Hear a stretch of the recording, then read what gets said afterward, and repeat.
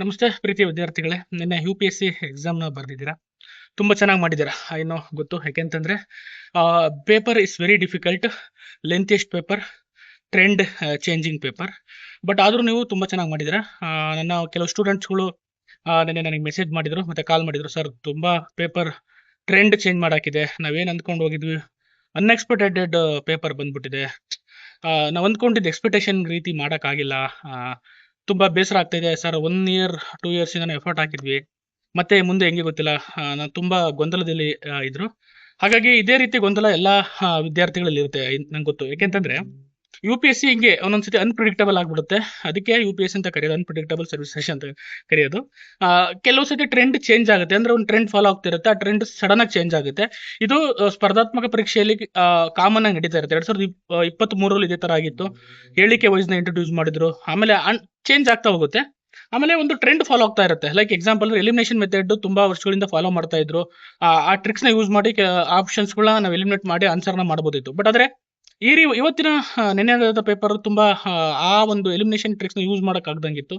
ಕೆಲವು fact based questions ಇದ್ದು, ಮತ್ತೆ ಕೆಲವು ಇರ್ರಿಲೆವೆಂಟ್ ಅಂದ್ರೆ ಅಂದ್ರೆ ಸಿಲೆಬಸ್ ಅಲ್ಲಿ ಕೇಳದ್ಕಿನ ಹೊರಗಡೆ ಒಂದಷ್ಟು ಕ್ವಶನ್ಸ್ ಬಂದ್ಬಿಟ್ಟಿದ್ದು. ಮತ್ತೆ ಸಿಕ್ಕಾಪಟ್ಟೆ ಟೆಕ್ನಾಲಜಿ ಮೇಲೆ, ಫ್ಯೂಚರಿಸ್ಟಿಕ್ ಮೇಲೆ, ಅಂದ್ರೆ ಒಂದು ಏನು ಇತಿಹಾಸ ಮತ್ತೆ ಪಾಲಿಟಿ ರಿಲೇಟೆಡ್ ಕ್ವಶನ್ಸ್ ಏನ್ ಬರಬೇಕು, ಎಕ್ಸ್ಪೆಕ್ಟೆಡ್ ಕ್ವಶನ್ಸ್ ಬರಬೇಕಿತ್ತು, ಅದು ಬಂದಿಲ್ಲ. ನಾನು ಎಕ್ಸ್ಪೆಕ್ಟೇಷನ್ ಮಾಡಬೇಕು ಅನ್ನೋದು ನಾನು ಹೇಳ್ತಾ ಇಲ್ಲ, ಆದ್ರೆ ಒಂದು ಹಳೆ ವರ್ಷದ ಕ್ವಶನ್ ಪೇಪರ್ಗಳನ್ನ ಟ್ರೆಂಡ್ ಅನಾಲಿಸಿಸ್ ಮಾಡಿದಾಗ ಇಲ್ಲಿಂದ ಕ್ವಶನ್ಸ್ ಬರ್ಬೋದು ಅನ್ನೋ ಒಂದು ಏನು ಒಂದು ನಂಬಿಕೆ ಇತ್ತು, ಆ ನಂಬಿಕೆನ ಹುಸಿಗೊಳಿಸಿದೆ UPSC. ಅದು ನಾನು ತಪ್ಪು ಅಂತ ಹೇಳಲ್ಲ, ಅದನ್ನ ವಿದ್ಯಾರ್ಥಿಗಳು ಯಾವ ರೀತಿ ರಿಸೀವ್ ಮಾಡಬೇಕು ಅನ್ನೋದನ್ನ ಹೇಳ್ತೀನಿ. ಆಮೇಲೆ ಕೆಲವೊಂದು ರೂಲ್ಸ್ ವಯೋಲೇಷನ್ಸ್ ಆಗಿದೆ. ವಯೋಲೇಷನ್ ಅಂದ್ರೆ like ethics paper related questions ಏನ್ GS4 ಅಲ್ಲಿ ಕೇಳ್ತಾ ಇದ್ರಿ, ಆ ಕ್ವಶನ್ಸ್ ಏನು ಅನಾಲಿಟಿಕಲ್ ಡಿಸಿಷನ್ಸ್ ಇರ್ಬೋದು, ಡಿಸಿಷನ್ ಮೇಕಿಂಗ್ ಇರ್ಬೋದು, ಮತ್ತೆ ಏನು ಅಡ್ಮಿನಿಸ್ಟ್ರೇಟಿವ್ ರಿಲೇಟೆಡ್ ಕ್ವಶನ್ಸ್ಗಳನ್ನ ನೀವೇನು ಕೊಟ್ಟಿದ್ದೀರಾ UPSC ಪ್ರಿಲಿಮ್ಸ್ ಅಲ್ಲಿ, ಅದು ಪ್ರಿಲಿಮ್ಸ್ ಅಲ್ಲಿ ನೀವು ಮೆನ್ಷನ್ ಮಾಡಿದ್ರೆ ಇಟ್ಸ್ ಓಕೆ, ಗುಡ್ ಅನಿಸ್ತಿತ್ತು. ಬಟ್ ಆದ್ರೆ ಮೆನ್ಷನ್ ಮಾಡಿದ್ರು ಅದ್ರ ಬಗ್ಗೆ ಕ್ವಶನ್ಸ್ ಕೇಳಿದಿರಾ, ಹಂಗಂದ್ಬಿಟ್ಟು ಕ್ವಶನ್ ಕೇಳಬಾರ್ದು ಅಂತ ನಾನು ಹೇಳ್ತಲ್ಲ. ಬಟ್ ಆದ್ರೆ ವಿದ್ಯಾರ್ಥಿಗಳಿಗೆ ಇದು ಜೀರ್ಣಿಸ್ಕೊಳಕ್ ಆಗ್ತಾ ಇಲ್ಲ. ಆಸ್ ಎ ಎಜುಕೇಟರ್ ಆಗಿ ನಾನು ಒಂದಷ್ಟು ವಿಚಾರಗಳನ್ನ ಹೇಳ್ತೀನಿ. ನಾವು ಹೇಳ್ಬೋದು, ಯಾಕೆಂತಂದ್ರೆ ನಾನು 2 ಆಂಗಲ್ ಅಲ್ಲಿ ಕ್ವಶನ್ ಪೇಪರ್ನ ನೋಡ್ತೀನಿ. ಆಸ್ ಎ ವಿದ್ಯಾರ್ಥಿಯಾಗಿ, ನಾನು ಒಬ್ಬ ವಿದ್ಯಾರ್ಥಿಯಾಗಿ UPSC ಕ್ವಶನ್ ಬರೆದಾಗ ಯಾವ ರೀತಿ ಮನಸ್ಥಿತಿ ಇದೆ, ಒಬ್ಬ ಎಜುಕೇಟರ್ ಆಗಿ ಯಾವ ರೀತಿ ಮನಸ್ಥಿತಿ. ಈಗ ಹೇಳ್ಬೋದು, ನಾನು ಪಾಠ ಮಾಡಿದ್ರಲ್ಲಿ ಅಷ್ಟು ಬಂದಿರ್ಬೋದು, ನನ್ನ ಕ್ಲಾಸಲ್ಲಿ ಇಷ್ಟು ಬಂದಿದೆ, ನಾನು ಕೊಟ್ಟಿದ್ದು ಹೋಮ್ವರ್ಕ್ ಅಲ್ಲಿ ಇಷ್ಟು ಬಂದಿದೆ ಅನ್ನೋದನ್ನ ನೀವು ಅನಾಲಿಸಿಸ್ ಮಾಡಿ ಹೇಳ್ಬೋದು. ಬಟ್ ಆದ್ರೆ ವಿದ್ಯಾರ್ಥಿಯಾಗಿ ಥಿಂಕ್ ಮಾಡಿದಾಗ ಆಗಲ್ಲ. ತುಂಬಾ ಇನ್ಫಾರ್ಮೇಶನ್ ಇರುತ್ತೆ ಅದರಲ್ಲಿ. ನೀವು ಯಾರು ಹೇಳಿದ್ ಸರಿ, ಯಾರು ಹೇಳಿದ್ ತಪ್ಪು ಅನ್ನೋದನ್ನ ನೀವು ತಗೊಂಡು ಹುಡುಗರಿಗೆ ಅದನ್ನ ಕನ್ಕ್ಲೂಡ್ ಮಾಡ್ಕೊಳಕ್ ಆಗಲ್ಲ, ಗೊತ್ತಾಗ್ತಿದೆ. ಅದಕ್ಕಾಗಿ ವಿದ್ಯಾರ್ಥಿಗಳು ಆ ಎಕ್ಸಾಮ್ ಹಾಲಲ್ಲಿ ಏನು ಫೇಸ್ ಮಾಡಿದಂಥ ಡಿಫಿಕಲ್ಟೀಸ್ನ ನಾನು ಮಾತಾಡ್ತೀನಿ. ಏನಂತಂದ್ರೆ ಪೇಪರ್ ಸ್ಟೂಡೆಂಟ್ಸ್ ನೋಡಿ ತುಂಬಾ ಚೆನ್ನಾಗಿ ಮಾಡಿದ್ದಾರೆ, ನೀವು ಮಾಡಿರ್ತೀರಾ. ಈ ಸತಿ ಇನ್ನೊಂದು ಹೇಳ್ತೀನಿ, ಕಟ್ ಆಫ್ ಬಗ್ಗೆ ಲಾಸ್ಟಿಗೆ ಮಾತಾಡ್ತೀನಿ. ಕಟ್ ಆಫ್ ಕಡಿಮೆ ಆಗೇ ಆಗುತ್ತೆ, ಯಾಕೆಂತಂದ್ರೆ ಲೆಂತಿ ಪೇಪರ್ ಇತ್ತು, ತುಂಬಾ ಜನ ಅಟೆಂಪ್ಟ್ ಮಾಡಿರೋದು ಕಮ್ಮಿ ಆಗಿರುತ್ತೆ, ಮತ್ತೆ ರಿಸ್ಕ್ ತಗೊಳೋದು ಕಮ್ಮಿ ಆಗಿರುತ್ತೆ. ನೆಗೆಟಿವ್ ಮಾರ್ಕಿಂಗ್ ಇರೋದ್ರಿಂದ ರಿಸ್ಕ್ನ ತಗೊಳೋದು ತುಂಬಾ ಹುಡುಗರು ತಗೊಂಡಿರಲ್ಲ. 70ರಿಂದ 75 ಕ್ವಶನ್ಸ್ ಅಟೆಂಡ್ ಮಾಡಿರ್ಬೋದು ನನ್ನ ಪ್ರಕಾರ, ಐ ಥಿಂಕ್ ಸೊ.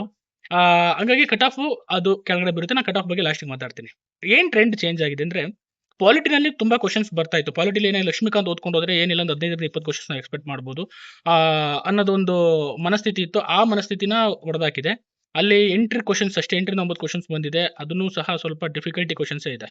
ಇನ್ನ ಮಾಡರ್ನ್ ಹಿಸ್ಟ್ರಿ ಮೇಲೆ ತುಂಬಾ ಎಕ್ಸ್ಪೆಕ್ಟೇಷನ್ ಇರ್ತಿತ್ತು. ಮಾಡರ್ನ್ ಹಿಸ್ಟ್ರಿ, ಗಾಂಧಿ ಯುಗ, ಸ್ವತಂತ್ರ ಹೋರಾಟದ ಬಗ್ಗೆ ತುಂಬಾ ಕ್ವಶನ್ಸ್ ಬರ್ತಾ ಇತ್ತು. ಬಟ್ ಅದನ್ನು ಸಹ ಏನಾಗಿದೆ, ಈ ಸತಿ ಟ್ರೆಂಡ್ ಚೇಂಜ್ ಆಗಿ ಬರೀ ಏನ್ಸಿಯಂಟ್ ಹಿಸ್ಟ್ರಿ, ಮಿಡಿವಲ್ ಹಿಸ್ಟ್ರಿ ಕೇಳಿದ್ರೆ Harappa, Buddha, art and architecture, ಈ ಥರದ ರಿಲೇಟೆಡ್ ಕ್ವಶನ್ಸ್ ತುಂಬಾ ಹಾಕ್ಬಿಟ್ಟಿದ್ದಾರೆ.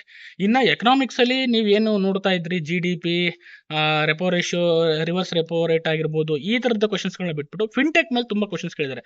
ಅಡ್ವಾನ್ಸ್ಡ್ ಫಿನ್ಟೆಕ್ ಬಗ್ಗೆ ಕ್ವಶನ್ಸ್ಗಳು ಬಂದಿದೆ. ಫಿನ್ಟೆಕ್ ಅಂದ್ರೆ ಈಗ ಏನು ನಾವು ಯೂಸ್ ಮಾಡ್ತಾ ಇದೀವಿ, ಡಿಜಿಟಲ್ ಮಾರ್ಕೆಟಿಂಗ್ ಆಗಿರ್ಬೋದು, ONDC ಆಗಿರ್ಬೋದು, ಇದ್ರ ಮೇಲೆ ತುಂಬಾ ಪ್ರಶ್ನೆಗಳು ಬರೋದ್ರಿಂದ ಏನಾಗಿದೆ, ಎಕನಾಮಿಕ್ಸ್ ಏನ್ ನಾವು ಬೇಸಿಕ್ ಎಕನಾಮಿಕ್ಸ್ ಅಂತಿದೆ, ಬೇಸಿಕ್ ಎಕನಾಮಿಕ್ಸ್ ಬಿಟ್ಟು ಈ ಅಡ್ವಾನ್ಸ್ಡ್ ಎಕನಾಮಿಕ್ಸ್ ಮೇಲೆ ಕ್ವಶನ್ಸ್ಗಳನ್ನ ಕೇಳಿದ್ದೇನೆ. ಇದನ್ನ ಇನ್ನೊಂದೇನಂತಂದ್ರೆ ನಾನು ಅರ್ಥ ಮಾಡ್ಕೊಂಡಿದ್ದೇನೆ ಅಂದ್ರೆ, ನೀವು ಕಾನ್ಸೆಪ್ಟ್ನ ಅರ್ಥ ಮಾಡ್ಕೊಂಡ್ರ ಜೊತೆಗೆ ಅದನ್ನ ದಿನನಿತ್ಯ ಜೀವನದಲ್ಲಿ ಹೇಗೆ ಅಪ್ಲೈಡ್ ಮಾಡಬೇಕು ಅನ್ನೋದ್ರ ಮೇಲೆ ತುಂಬಾ ಪ್ರಶ್ನೆಗಳು ಈ ಸತಿ ಬಂದಿದೆ. ಹಾಗಾಗಿ ಅಲ್ಲಿ ಒಂದು UPSC ನಲ್ಲಿ ಏನಾಗಿದೆ, ಒಂದು ಟ್ರೆಂಡ್ ಏನು ಕಂಟಿನ್ಯೂ ಆಗ್ತಿತ್ತು ಅದು ಚೇಂಜ್ ಆಗಿದೆ. ಇನ್ನೊಂದು ಹೇಳ್ಬೇಕು, ಸೈನ್ಸ್ ಅಂಡ್ ಟೆಕ್ನಾಲಜಿ ಕ್ವಶನ್ಸ್ ಅಷ್ಟೇ. ಬ್ಲಾಕ್ ಟೈನ್ ಟೆಕ್ನಾಲಜಿ, ಮತ್ತೆ ಇನ್ನ ಕ್ವಾಂಟಮ್ ಕಂಪ್ಯೂಟಿಂಗ್ ಆಗಿರ್ಬೋದು, ಈ ಥರದ್ರ ಮೇಲೆ ಪ್ರಶ್ನೆಗಳು ಬಂದಿದೆ. ಬಟ್ ಅದನ್ನು ಯಾವ ಪ್ರಶ್ನೆಗಳು ಸಹ ನೇರವಾಗಿ ಆನ್ಸರ್ ಮಾಡೋ ಥರ ಇರಲಿಲ್ಲ. ಡಿಫಿಕಲ್ಟಿ ಕ್ವಶನ್ಸ್ಗಳೇ ಇತ್ತು. ಅಂದರೆ ಲೈಕ್ ಏನು ಅಪ್ಲೈಡ್ ರೀತಿಯಲ್ಲಿ ತುಂಬ ಇತ್ತು.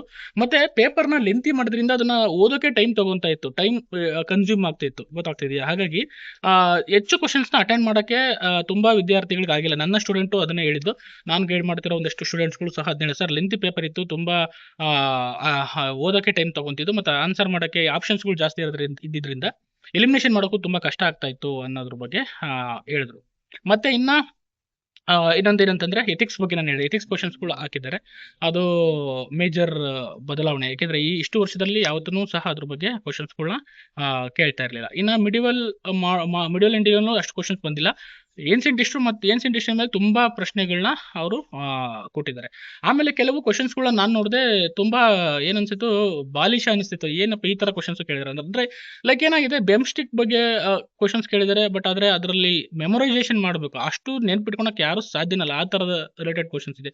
ಆಮೇಲೆ ನೋಬೆಲ್ ಪ್ರೈಸ್ ಬಗ್ಗೆ ಒಂದು ಕ್ವಶನ್ಸ್ ಕೇಳಿದ್ರು. ಆ ನೋಬೆಲ್ ಪ್ರೈಸ್ ಬಗ್ಗೆ ಕ್ವಶನ್ಸ್ ಕೇಳಿದ್ರೆ, ಎಕ್ಸ್ ಎಂಬ ಒಬ್ಬ ಸೈಂಟಿಸ್ಟ್ ಇರ್ತಾನೆ, ಅವನೆಲ್ಲ ಹುಟ್ಟಿರ್ತಾನೆ, ಏನೋ ಮಾಡಿರ್ತಾನೆ, ಅದ್ರ ಬಗ್ಗೆ ಕೇಳಿದರೆ. ಬಟ್ ಅದ್ರ ಬಗ್ಗೆ ಇನೋವೇಷನ್ ಬಗ್ಗೆ ಕೇಳ್ಬೋದಿತ್ತು ಕ್ವಶನ್ಸು, ಅವರು ಅಥವಾ ಟೆಕ್ನಾಲಜಿ ಬಗ್ಗೆ ಕೇಳ್ಬೋದಿತ್ತು. ಬಟ್ ಆದರೆ ಆ ರೀತಿ ಪ್ರಶ್ನೆಗಳು ಬಂದಿರೋದ್ರಿಂದ ಎಂಥರ್ಗು ಡಿಫಿಕಲ್ಟಿ ಆಗುತ್ತೆ, ಎಷ್ಟೇ ನೀವು ಓದಿದ್ರು. ಆಮೇಲೆ ಎಲ್ಲ ಆಲ್ಮೋಸ್ಟ್ ಆಲ್ ಈ ಸತಿ ಮೇಜರ್ ರೋಲ್ ಪ್ಲೇ ಮಾಡಿರೋದು ಅಂದರೆ ಕರೆಂಟ್ ಅಫೇರ್ಸ್. ತುಂಬ ಕ್ವಶನ್ಸು ಕರೆಂಟ್ ಅಫೇರ್ಸ್ ಮೇಲೆ ಬಂದಿತ್ತು, ಗೊತ್ತಾಗ್ತಿದೆ. ಹಾಗಾಗಿ ತುಂಬ ಕರೆಂಟ್ ಅಫೇರ್ಸ್, ಅದು ಕರೆಂಟ್ ಅಫೇರ್ ಡೈರೆಕ್ಟ್ ಕ್ವಶನ್ಸ್ ಯಾವುದೂ ಇರಲಿಲ್ಲ, ಅಪ್ಲೈಡ್ ಕ್ವಶನ್ಸ್ ಇತ್ತು, ಗೊತ್ತಾಗ್ತಿದೆ. ಹಾಗಾಗಿ ಈ ರೀತಿ ತುಂಬ ಟ್ರೆಂಡ್ ಚೇಂಜ್ ಆದಂಥ ಪರಿಸ್ಥಿತಿ ನಿನ್ನೆ UPSC ಎಕ್ಸಾಮ್ನ ಕಾಣಿಸ್ತು. ನೆಕ್ಸ್ಟ್ ಮಾತಾಡಬೇಕು ಅಂತಂತಂದ್ರೆ CSET ಒಂದು ಪೇಪರ್, ಇದು ಅಂತೂ ಸಿಕ್ಕಾಪಟ್ಟೆ ಲೆಂತಿ ಕೊಟ್ಬಿಟ್ಟಿದ್ರು. ಈ 5 ವರ್ಷದಲ್ಲಿ ಇದೇ ಅತಿ ಲೆಂತಿವಾದ ಪೇಪರ್ ಅಂತ ಹೇಳ್ಬೋದು. ಏಕೆ ಅಂತಂದ್ರೆ ಆಮೇಲೆ ಡೈರೆಕ್ಟ್ ಕ್ವಶನ್ಸ್ನ, ಮ್ಯಾಥಮೆಟಿಕ್ಸ್ ಕ್ವಶನ್ಸ್ ಯಾರು ಫಾರ್ಮುಲಾ ಬೈಟ್ ಮಾಡ್ಕೊಂಡು ಹೋಗಿ ಆನ್ಸರ್ ಮಾಡ್ತಿದ್ದು, ಆ ಥರ ಮಾಡಕ್ ಆಗ್ತಿರ್ಲಿಲ್ಲ. ಆ ಥರದ ಕ್ವಶನ್ಸ್ಗಳನ್ನ ತುಂಬ ಕ್ವಶನ್ ಕೊಟ್ಬಿಟ್ರು. ಆಮೇಲೆ ಸಿಕ್ಕಾಪಟ್ಟೆ ಹೈ ಲ್ಯಾಂಗ್ವೇಜ್ನ ಯೂಸ್ ಮಾಡಿದ್ರು. ಇಂಗ್ಲಿಷ್ ಆಗಿರ್ಬೋದು, ಏನು ಕಂಪ್ರೆಷನ್ ಆಗಿರ್ಬೋದು, ಇಂಗ್ಲಿಷ್ ಇದನ್ನೇ ಪ್ಯಾಸೇಜ್ ಎಲ್ಲ. ಅದರಿಂದ ಏನಾಗುತ್ತೆ, ಲೆಂತಿ ಪೇಪರ್ ಇದರಿಂದ ಓದಿ ಅರ್ಥ ಮಾಡಿಕೊಂಡು ಆ ಕಟ್ ಆಫ್ನ ಕ್ಲಿಯರ್ ಮಾಡೋವಷ್ಟು ಟೈಮ್ ತುಂಬ ಕಿಲ್ ಮಾಡಿದೆ, ಗೊತ್ತಾಗ್ತಿದೆ. ಹಾಗಾಗಿ ಲೆಂತಿ ಪೇಪರ್ ಇತ್ತು, ಮತ್ತು ಡಿಫಿಕಲ್ಟಿನೂ ಇತ್ತು. ಐ ಆಮ್ ಶೋರ್ ಹೇಳ್ತೀನಿ, ತುಂಬ ಡಿಫಿಕಲ್ಟಿ ಪೇಪರ್ನ ಕೊಟ್ಟಿದ್ರು. ಹಾಗಾಗಿ ಈ ರೀತಿ ಟ್ರೆಂಡ್ ಚೇಂಜ್ ಆಗ್ತಾ ಇರುತ್ತೆ ಎಕ್ಸಾಮ್ಸ್ಗಳಲ್ಲಿ. ಡೋಂಟ್ ವರಿ, ನೀವು ಚೆನ್ನಾಗಿ ಮಾಡಿರ್ತೀರಾ. ಈಗ ನಾವು ಕಟ್ ಆಫ್ ಬಗ್ಗೆ ಹೇಳೋದಾದ್ರೆ ನೋಡಿ, ತುಂಬ ವಿದ್ಯಾರ್ಥಿಗಳು ಕಡಿಮೆ ಕ್ವಶನ್ಸ್ನ ಅಟೆಂಡ್ ಮಾಡಿರ್ತಾರೆ. ಕಡಿಮೆ ಕ್ವಶನ್ಸ್ ಅಟೆಂಡ್ ಮಾಡಿದಾಗ, ಯಾಕಂದರೆ ನೆಗೆಟಿವ್ ಮಾರ್ಕ್ ಇರೋದ್ರಲ್ಲಿ ರಿಸಿಪ್ಟ್ ತಗೊಳ್ಳೋ ಫ್ಯಾಕ್ಟರ್ಸು ಇಲ್ಲಿ ತುಂಬ ಕಡಿಮೆ ಇರುತ್ತೆ. ಹಾಗಾಗಿ ನನ್ನ ಪ್ರಕಾರ 80 to 85 ಒಳಗಡೆ ಇದ್ದರೆ ನೀವು ಕ್ಲಿಯರ್ ಆಗೋ ಚಾನ್ಸಸ್ ಇರುತ್ತೆ. Don't worry. ಒಂದ್ಸತಿ ಈಗ ಇನ್ನೊಂದು ಹೇಳಿದರೆ, UPSC ಅಫಿಷಿಯಲ್ ಕೆ ಆನ್ಸರ್ ಬಿಡ್ತೀವಿ ನಾವು ಅಂತ ಅಂದ್ಬಿಟ್ಟು. ಅಫಿಷಿಯಲ್ ಕೆ ಆನ್ಸರ್ ಬಿಟ್ಮೇಲೆ ಒಂದ್ಸತಿ ಚೆಕ್ ಮಾಡ್ಕೊಳ್ಳಿ. ನಿಮ್ದೇನಾದರೂ 80-85 ಮೇಲೆ ಬಂತು ಅಂತಂದರೆ ಖಂಡಿತ ನೀವು ಮೇನ್ಸಿಗೆ ಪ್ರಿಪೇರ್ ಆಗಿ. ಅದರ್ವೈಸ್ ಏನು ಮಾಡೋಕ್ಕಲ್ಲ. ನೆಕ್ಸ್ಟ್ ಇಯರ್ ನೀವೇನಾದರೂ ಎಕ್ಸಾಮ್ಸಿಗೆ ಪ್ರಿಪೇರ್ ಆಗ್ತಿದ್ರೆ, ಗೋ ಫಾರ್ ಅಗೇನ್ ರೀಸ್ಟಾರ್ಟ್, ಗೊತ್ತಾಗ್ತಿದೆಯಾ? ಅಂದರೆ UPSC ಏನಾಗಿದೆ, ಕೆಲವು ಸತಿ ಈ ಥರ ಮಾಡಿದಾಗ ವಿದ್ಯಾರ್ಥಿಗಳು ಮಾನಸಿಕವಾಗಿ ಜರ್ಜರಿತರಾಗ್ತಾರೆ. ಏನು ಮಾಡಬೇಕಪ್ಪ, ಲಾಸ್ಟ್ ಅಟೆಂಪ್ಟ್ ಇದ್ದರಂತೂ ಇದು ಪೇಪರ್ ಮಾತ್ರ ಒಂಥರ ಹಾರ್ಟ್ ಬ್ರೇಕಿಂಗ್. ಯಾಕೆಂತಂದರೆ ಇನ್ನೇನು ಆಪ್ಷನೇ ಇಲ್ಲ. ಯಾಕೆಂದರೆ ಇದು ಅಕಸ್ಮಾತ್ ಏನಾದರೂ ಲೋ ಕಟ್ ಆಫ್ ಇದು ಅವ್ರದ್ದೇನಾದರೂ ಕ್ಲಿಯರ್ ಆಗಲಿಲ್ಲ ಅಂತಂದರೆ ಪಾಪ ಅವ್ರ ಲೈಫು ಇದಾಗುತ್ತೆ. ಅದಕ್ಕೋಸ್ಕರ ಪ್ಲಾನ್ ಬಿನ ಇಟ್ಕೊಂಡಿರಿ. ನಾನು ಹೇಳ್ತಿರ್ತೀನಿ, ತುಂಬ ಯಾವುದೇ UPSC ಎಕ್ಸಾಮ್ಗೆ ಹೋಗಲಿ ಅಥವಾ ಯಾವುದೇ ಕಾಂಪಿಟೇಟಿವ್ ಎಕ್ಸಾಮ್ಗೆ ಹೋದರೆ ಪ್ಲಾನ್ ಬಿ ಇಟ್ಕೊಂಡಿರಿ. ಪ್ಲಾನ್ ಬಿ ಇಟ್ಕೊಂಡಾಗ ಏನಾಗುತ್ತೆ, ಇನ್ ಕೇಸ್ ಈ ಥರ ವರ್ಸ್ಟ್ ಸಿಚುವೇಶನ್, ಲೈಫು ಅನ್ಪ್ರಿಡಿಕ್ಟಬಲ್, ಯಾವುದೇ ಥರನ ನಾವು ಇದೇ ಥರ ನಡೆಯುತ್ತೆ ನಮ್ಮ ಲೈಫು ಅಂತ ಹೇಳೋಕ್ಕಲ್ಲ. ಅವ್ರಿಗೆ ಕೆಲವು ವರ್ಷ ಈಸಿ ಬಂದು ಚೆನ್ನಾಗಿ ಸ್ವಲ್ಪ ಮಿನಿಮಮ್ ಓದೋರು ಸೆಲೆಕ್ಟ್ ಆಗಿ ಹೋಗ್ಬಿಟ್ಟಿರ್ತಾರೆ. ಕೆಲವು ಸತಿ ತುಂಬ ಚೆನ್ನಾಗಿ ಓದಿರ್ತಾರೆ, ಕ್ವಶನ್ ಪೇಪರ್ ಈ ಥರ ಡಿಫಿಕಲ್ಟಿ ಬಂದು ಅಥವಾ ಟ್ರೆಂಡ್ ಚೇಂಜ್ ಆಗಿ ನೀವು ಅಂದ್ಕೊಂಡಿದ್ದು ಏನು ವರ್ಕ್ ಆಗ್ತಿದ್ದಾಗ ಏನಾಗುತ್ತೆ, ಮತ್ತೆ ನಿಮ್ಮ ಲೈಫ್ ಇದಾಗುತ್ತೆ. ಅದಕ್ಕೋಸ್ಕರ ಪ್ಲಾನ್ ಬಿನ ಯಾವಾಗಲೂ ಇಟ್ಕೊಂಡಿರಿ. ಲೈಕ್ ಸ್ಟೇಟ್ ಎಕ್ಸಾಮ್ಸ್ ಇರ್ಬೋದು, ಅಥವಾ ಪ್ರೈವೇಟ್ ಕಂಪ್ನಿ ಕೆಲಸ ಆಗಿರ್ಬೋದು, ಅಥವಾ ನಿಮ್ಮದೇ ಆದ ಸ್ಕಿಲ್ಸ್ ಯೂಸ್ ಮಾಡಿಕೊಂಡು ನೀವು ಏನಾದರೂ ಒಂದು ಬಿಸ್ನೆಸ್ ಆಗಿರ್ಬೋದು, ಏನಾದ್ರು ಒಂದು ತಲೆಯಲ್ಲಿ ಇಟ್ಕೊಂಡು ಪ್ಲಾನ್ ಬಿ ಇಟ್ಕೊಂಡೆ ನೀವು UPSC ಅಥವಾ KPSC ಅಥವಾ ಗ್ರೂಪ್ಸ್ ಯಾವುದೇ ಎಕ್ಸಾಮ್ಸಿಗೆ ಪ್ರಿಪೇರ್ ಆಗಿ. ಅವಾಗ ನೀವು ಲೈಫ್ ಸೇಫ್ ಇರುತ್ತೆ. ಮತ್ತು ಒಂದು ಚಿಕ್ಕ ಏನು ಡಿಗ್ರಿ ಮುಗಿತಿದ್ದಂಗೆ, ನಾನು ಈಗ ಹೊಸದಾಗಿ ಏನಾದ್ರು ಡಿಗ್ರಿ ಮುಗಿಸ್ಕೊಂಡು ನೀವೇನಾದರೂ ಎಕ್ಸಾಮ್ಸ್ ಬರೆಯೋಕ್ಕೆ ನೀವು ಸ್ಟಾರ್ಟ್ ಮಾಡ್ತಾ ಇದ್ರೆ, UPSCನ ಟ್ರೆಂಡ್ ಬರೀತಾ ಇದ್ರೆ, ನೀವು ಅರ್ನ್ ಮಾಡೋಕ್ಕೆ ಸ್ಟಾರ್ಟ್ ಮಾಡಿ ಈಗಲೇ.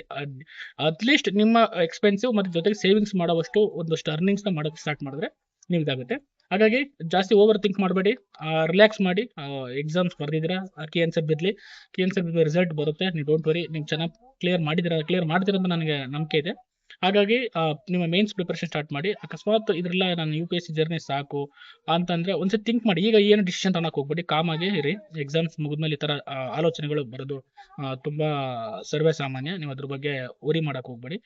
ಮಾಡಿ ಹಂಗಂದ್ಬಿಟ್ಟು ಇನ್ನೊಂದು ಲಕ್ಷ್ಮೀಕಾಂತ್ ಬುಕ್ಕು ಅಥವಾ ಏನು ಓದಿದ್ರೆ ಅದನ್ನ ಟ್ರೆಂಡ್ ಚೇಂಜ್ ಮಾಡ್ಬೇಕು. ನಾವು ಓದೋ ಟ್ರೆಂಡ್ ಚೇಂಜ್ ಮಾಡಬೇಕಾಗಿಲ್ಲ, ಇನ್ನೂ ಸ್ವಲ್ಪ ಅಡ್ವಾನ್ಸ್ ಆಗಬೇಕು. ಎಕ್ಸಾಮ್ ಸರ್ ಏನು ಥಿಂಕ್ ಮಾಡ್ತಾ ಇದ್ದಾನೆ ಅದನ್ನ ನಾವು ಓವರ್ಟೇಕ್ ಮಾಡಿ ಅವರ ಒಂದು ಎಕ್ಸ್ಪೆಕ್ಟೇಷನ್ಗೆ ನಾವು ರೆಡಿ ಆಗಬೇಕು ಅಷ್ಟೇ. ತಪ್ಪುಗಳಾಗ್ತಾ ಇರುತ್ತೆ, ಇದನ್ನ ಸರಿಪಡಿಸ್ಕೊಂತ ಹೋಗ್ಬೇಕು. ಇದೇ ಲೈಫ್, ಯಾರನ್ನೂ ಪರ್ಫೆಕ್ಟ್ ಆಗಿ ಮಾಡೋಕ್ಕಾಗಲ್ಲ. ಮುಂದಿನ ಪರೀಕ್ಷೆಗಳಿಗೆ ಕರೆಕ್ಟಾಗಿ ಪ್ರಿಪೇರ್ ಆಗಿ. ಇದೇ ಟ್ರೆಂಡು ನಮ್ಮ ಸ್ಟೇಟ್ ಎಕ್ಸಾಮ್ಸ್ಗಳಲ್ಲೂ ಆಗೋ ಚಾನ್ಸಸ್ಗಳಿರ್ಬೋದು. ನೀವೊಂದು ಟ್ರೆಂಡ್ ಫಾಲೋ ಮಾಡ್ತಿರ್ತೀರ, ಸಡನ್ ಆಗಿ ನಿಮ್ಮ ಟ್ರೆಂಡ್ ಚೇಂಜ್ ಮಾಡಿ ಕ್ವಶನ್ ಡಿಫಿಕಲ್ಟಿಗಳು ಬರ್ಬೋದು. ಅದಕ್ಕೋಸ್ಕರ ಅದಕ್ಕೆ ವರಿ ಮಾಡೋ ಅವಶ್ಯಕತೆ ಇಲ್ಲ. ನಿಮ್ಮ ಬೇಸಿಕ್ಸ್ ಸ್ಟ್ರಾಂಗ್ ಇರಲಿ, ನಿಮ್ಮ ಓದೋ ಮೆಥಡ್ ಬದಲಾವಣೆ ಮಾಡ್ಕೋಬೇಕು ಅನ್ಸಿದ್ರೆ ಮಾತ್ರ ಮಾಡಿ, ಇಲ್ಲ ಅಂತಂದ್ರೆ ಅದನ್ನ ಏನು ನೀವು ಅಂದ್ಕೊಂತೀರ ಅದನ್ನ ಕರೆಕ್ಟಾಗಿ ಫಾಲೋ ಮಾಡಿ. ಯಾವುದೇ ಒಂದು ಸತಿ ಒಂದು ಎಕ್ಸಾಮ್ ಟ್ರೆಂಡ್ ಚೇಂಜ್ ಆಗ್ತಿದ್ದಂಗೆ ಇಡೀ ನಿಮ್ಮ ಲೈಫೇ ಬದಲಾವಣೆ ಆಡ್ದಂಗೆ ಆಗಲ್ಲ. It will happens in life. One ಟೈಮಲ್ಲಿ ಆಗುತ್ತೆ ಥರ ಗೊತ್ತಾಗ್ತಿದೆ. ಅದಕ್ಕೆ ರೆಡಿನೆಸ್ ಅನ್ನೋದು ಕಲಿಬೇಕು ಅಷ್ಟೇ. ಯಾವುದೇ ಬಂದರೂ ಸಿಚುವೇಶನ್ ಅಕ್ಸೆಪ್ಟ್ ಮಾಡಿಕೊಂಡು ನಾವು ಮಾಡ್ತೀನಿ ಅನ್ನೋದೊಂದು ಆ ಕಾನ್ಫಿಡೆಂಟ್ ಬಂತು ಅಂತಂದ್ರೆ ನೀವು ಮಾಡ್ತೀರಾ ಖಂಡಿತ. ಗೊತ್ತಾಗ್ತಿದೆ. ಅದಕ್ಕೆ ಅನ್ಪ್ರಿಡಿಕ್ಟಬಲ್ ಆಗಿದ್ದಾಗ ಈ ತರ ನೀವೇನ್ ನೋಡ್ಬೇಕು, ನಾವು ಒಂದಷ್ಟು ಬೇಸಿಕ್ಸ್ ಮಿನಿಮಮ್ ಅಂದ್ರೆ ಮಿನಿಮಮ್ ಸರ್ವೈವಲ್ಗೋಸ್ಕರ ನಾವು ಹೋರಾಡ್ಬೇಕಾಗುತ್ತೆ. ಅಂದ್ರೆ ಈಗ ಆ ಥರ ಕ್ವಶನ್ ಬಂದಾಗ ಡಿಫಿಕಲ್ಟಿ ಲೆವೆಲ್ ಜಾಸ್ತಿ ಆದಾಗ ಅಟ್ಲೀಸ್ಟ್ ನಾನು ಪಾಸ್ ಹಾಕಿ ಮಿನಿಮಮ್ ಸ್ಕೋರ್ ಮಾಡ್ಕೊಳಕ್ಕೆ ಎಷ್ಟು ಬೇಕು ಅಷ್ಟು ಕ್ವಶನ್ಸ್ ಆದ್ರೂ ಅಟೆಂಡ್ ಮಾಡಿ, ಕರೆಕ್ಟಾಗಿ ಪರ್ಫೆಕ್ಟಾಗಿ ಅಟೆಂಡ್ ಮಾಡಿ ಬಂದಿದ್ರೆ ಡೆಫಿನೆಟ್ಲಿ ನೀವು ಕ್ಲಿಯರ್ ಆಗುತ್ತೆ. ಮುಂದೆ ಮೇನ್ಸ್ ಬರೋರ್ಗೆ ಆಲ್ ದ ಬೆಸ್ಟ್. ನನ್ನ students don't worry, mains prepare ಆಗಿ definitely you will crack it. ಆ ಭರವಸೆ ನನಗಿದೆ. ಯಾಕಂದ್ರೆ ನೀವು ಹಾರ್ಡ್ ವರ್ಕ್ ಮಾಡ್ತಿರೋದು ನನಗೆ ಗೊತ್ತು. ನೀವು ಎಷ್ಟು ಹಾರ್ಡ್ ವರ್ಕ್ ಮಾಡಿದ್ದೀರಿ, ನಮ್ಮ TBL ಮೆಥಡ್ ಎಷ್ಟು ಫಾಲೋ ಮಾಡಿ ನೀವು ಕರೆಕ್ಟಾಗಿ ಹಾರ್ಡ್ ವರ್ಕ್ ಮಾಡ್ತಿದ್ದೀರ ಅದು ನನಗೆ ಗೊತ್ತು. ರಿಸಲ್ಟ್ಸ್ ಬಂದಾಗ ತೋರಿಸೋಣ ಅಂತ ಹೇಳ್ತಾ ಎಲ್ಲರೂ ಒಳ್ಳೆದಾಗಲಿ. Thank you so much.